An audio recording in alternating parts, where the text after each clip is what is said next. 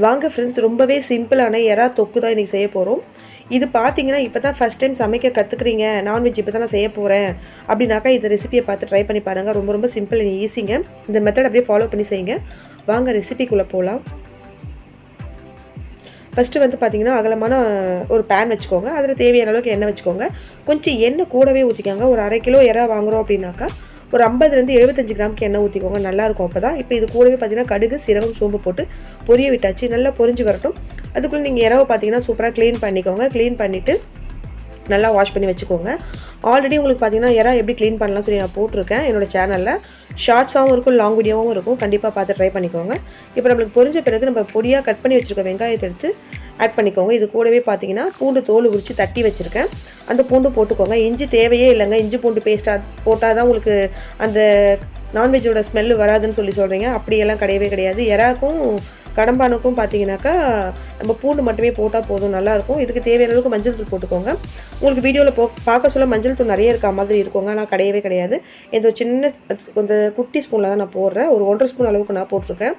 ஏன்னா நம்மளுக்கு அந்த மஞ்சள் தூளாலே நம்மளுக்கு அந்த நீச்சு வாசனை வரவே வராது, கவுச்சி வாடை வராது. கண்டிப்பாக இந்த வெங்காயம் பூண்டு எல்லாம் நல்லா நம்மளுக்கு வதங்கி வரணும். உப்பு மஞ்சள் தூள் போட்டிருக்கிறதால வெங்காயம் டக்குன்னு வதங்கி வந்துடும். சூப்பராக வதங்கணும் பாருங்கள். அதே மாதிரி எறா தொக்கு பண்ணுறவங்களுக்கு தக்காளி போடாமல் கூட செய்யலாம். அப்படி தக்காளி போட்டு செய்கிறவங்களுக்கு சும்மா ஒரே ஒரு தக்காளி போடுங்க, நிறைய தக்காளி போடுங்க. ஏன்னா சொத்தன்னு ஆகிடும், நல்லாவே இருக்காது. நான் பார்த்தீங்கன்னா ஒரே ஒரு தக்காளி மீடியம் சைஸில் எடுத்து போட்டிருக்கேன். ஆனால் வெங்காயம் பார்த்தீங்கன்னா 2 வெங்காயம் போட்டிருக்காங்க. 2 முழுசும் ஒரு பாதி வெங்காயமும் போட்டிருக்கேன். இப்போ இந்த தக்காளி பார்த்தீங்கன்னா நம்மளுக்கு வதங்கி வரணும். ஓரளவுக்கு ரொம்ப குழலாம் ஆக தேவையில்ல, ஓரளவுக்கு வதங்கினா போதும். ஓரளவுக்கு வதங்கின பிறகு நம்ம எறா பார்த்தீங்கன்னா க்ளீன் பண்ணி வச்சுருக்கோம் இல்லைங்களா, அந்த எறாவை வந்து டேரெக்டாக ஆட் பண்ணிவிடுங்க. நல்லா க்ளீன் பண்ணி எடுத்துக்கோங்க. அந்த முதுகில் நரம்புலாம் இருக்கும், அது எடுத்துருங்க. அது நீங்கள் அப்படியே சாப்பிட்டீங்கன்னாக்கா அந்த நரம்பில் பார்த்தீங்கன்னா மணல் இருக்கும். நம்மளுக்கு கிட்னியில் பார்த்தீங்கன்னா ஸ்டோன்லாம் ஃபார்ம் ஆகும். கண்டிப்பாக குழந்தைங்களுக்கு கொடுக்க சொல்ல உஷாராக கொடுக்கணும் இல்லைங்களா, அதனால் கொஞ்சம் பார்த்துக்கோங்க. அது கொஞ்சம் பால் மாறாமல் க்ளீன் பண்ணி எடுத்துக்கோங்க. இப்போ நல்லா மிக்ஸ் பண்ணி விட்டுடுங்க. மிக்ஸ் பண்ணி ஒரு 5 நிமிஷம் மூடி வச்சுருங்க. எதுக்காக மூடி வைக்கிறோம் அப்படின்னாக்கா நம்ம எறாவில் பார்த்தீங்கன்னா தண்ணி கண்டிப்பாக ஆட் பண்ணவே தேவையில்லைங்க. அதில் வர தண்ணியிலே நம்ம செஞ்சு எடுத்துடலாம் எறாவை. நீங்கள் தண்ணி ஊற்றி கொதிக்க வச்சு சுண்டை வச்சு எடுத்திங்கன்னா எறா பார்த்தீங்கன்னா ரப்பர் மாதிரி ஆகிடும், சாப்பிடவே முடியாது. இப்போ பார்த்தீங்கன்னா இதில் தண்ணி வந்துருச்சு. இதுக்கு தேவையான அளவுக்கு குழம்பு மிளகாய் தூள் நம்ம வீட்லேயே அரைச்சி வச்சுருப்போம். எல்லா மசாலாவும் ஆட் பண்ணி நம்ம அரைச்சி வச்சுருப்போம் இல்லைங்களா, அது வந்து தேவையான அளவுக்கு போட்டுக்கோங்க. நான் பார்த்தீங்கன்னா 2.5 ஸ்பூன் அளவுக்கு போட்டிருக்கேன். கொஞ்சம் காரம் அதிகம்ன்றதுனால 2 ஸ்பூன் அளவுக்கு நான் போட்டிருக்கேன். உங்களுக்கு காரம் கம்மியாக இருக்குது வீட்டில் அப்படின்னாக்கா கொஞ்சம் கூடவே போட்டுக்கோங்க. எங்கள் வீட்டில் கொஞ்சம் காரம் அதிகம் தான், காரம் அதிகமாக தான் சாப்பிடுவாங்க. அவ்வளோதான். மிளகாத்தூள் போட்டு நல்லா மிக்ஸ் பண்ணி விட்டுடுங்க.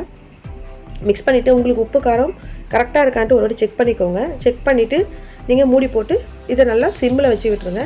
இது அப்படியே நம்மளுக்கு சுருண்டு சூப்பராக வரணுங்க. வந்த பிறகு இறக்குனீங்கன்னா கருவேப்பிலை கொத்தமல்லி தூவிட்டு இறக்குனீங்கன்னா வேறு லெவலில் எறா தொக்கு தயாராகிடும். இங்கே பாருங்கள், தண்ணி கொஞ்சம் கூட ஊற்றவே இல்லை, ஆனால் எவ்வளோ தண்ணி வந்துகிட்டே இருக்கு பாருங்கள். இந்த தண்ணியிலேயே நீங்கள் வேக வைங்க போதும். நீங்கள் எக்ஸ்ட்ராவாக தண்ணியெல்லாம் ஊற்றி விட்டுட்டிங்கன்னா அது தண்ணி சுண்டி வரங்காட்டி நம்மளுக்கு எறா பார்த்தீங்கன்னா ரொம்ப குக் ஆகிடும், சாப்பிட முடியாது, பிடிக்கவே பிடிக்காது. இப்போ பாருங்களேன், சிம்மில் தான் வச்சு செஞ்சேன், செம்மையாக வந்துருச்சு. இது சாதத்துலேயும் சாப்பிட்லாம், இட்லி தோசை சப்பாத்தி எதுக்கெல்லாம் தொட்டு சாப்பிட்லாம். லாஸ்ட்டாக கருவேப்பிலை கொத்தமல்லி தூவிட்டு ஃபைனல் டச்சாக நீங்கள் நல்லா மிக்ஸ் பண்ணிவிட்டு இறக்குனீங்கன்னா சூப்பரான எறா தொக்கு செய்ய தெரியாதவங்க கூட செய்யலாம். கண்டிப்பாக ட்ரை பண்ணி பாருங்கள். ஸ்குவிட்டும் இப்படி தாங்க, கடம்பான் செய்ய சொல்லவும் இப்படியே தான். தண்ணி நீங்கள் ஊற்றவே தேவையில்லை. இதே மெத்தடை ஃபாலோ பண்ணி செய்யுங்க. ஆல்ரெடி கடம்பான்லாம் நான் போட்டிருக்கேன், வேணா ட்ரை பண்ணி பாருங்கள்.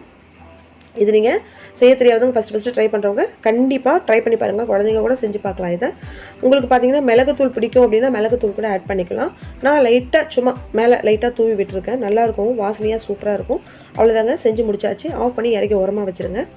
இந்த ரெசிபி செய்ய தெரியாதவங்க, அதாவது எனக்கு நான்வெஜ்ஜில் எறா எனக்கு செய்ய தெரியாது அப்படின்றவங்க பார்த்து கற்றுக்கோங்க. ரொம்ப சிம்பிள் ஈஸி மெத்தடு. கண்டிப்பாக சப்போர்ட் பண்ணுற எல்லாருக்கும் ரொம்ப ரொம்ப நன்றி. ரொம்பவே சப்போர்ட் பண்ணுறீங்க. சப்போர்ட் பண்ணுற எல்லாருக்கும் ரொம்ப நன்றி. என்னோடய வீடியோஸ் இப்போ தான் ஃபர்ஸ்ட் டைம் பார்க்குறீங்க அப்படின்னாக்கா மறக்காமல் சப்ஸ்கிரைப் பண்ணிவிட்டு பெல் ஐக்கானை கிளிக் பண்ணிவிட்டு பாருங்கள். வீடியோஸ் பிடிச்சிருந்தால் ஷேர் பண்ணுங்கள், கமெண்ட் பண்ணுங்கள். கமெண்ட் பண்ணிங்கன்னா என்னோடய ரெசிபி எப்படி இருக்குன்னு சொல்லி எனக்கு தெரியும். சப்போர்ட் பண்ணுற எல்லாருக்கும் ரொம்ப ரொம்ப நன்றி. Thank you so much.